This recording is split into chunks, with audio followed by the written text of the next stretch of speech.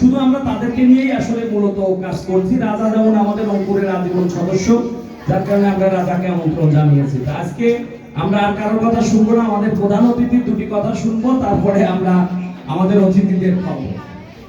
আমি প্রধান অতিথির মুখ থেকে দুটি কথা শুনতে চাই।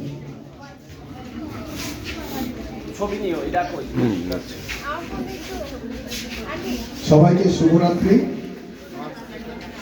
অঙ্কুর বলে আর বিশাল বড় কিছু বলার অবকাশ রাখে না। সাংস্কৃতিক অঙ্গনে অঙ্কুর নামটি শুধু বাংলাদেশে না, আমাদের প্রতিবেশী রাষ্ট্র এর অনন্ত সৌন্দর্য এবং তাদের সাংস্কৃতিক চর্চার মান রেখেছে। রংপুর হাঁটি হাঁটি পা পা করে আজকে যত দিন যায় তত অঙ্কুরের বিস্তার লাভ করে।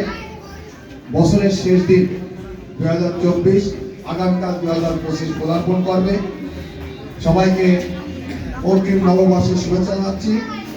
আগামী 2025 সাল রংপুরের আরো উত্থান হোক, অঙ্কুর আরো সাংস্কৃতিক অঙ্গনে তাদের বিস্তার লাভ করুক, এটা প্রত্যাশা করি। এই সাংস্কৃতিক গোষ্ঠীর সাথে আমি অনেক আগে থেকে জড়িত।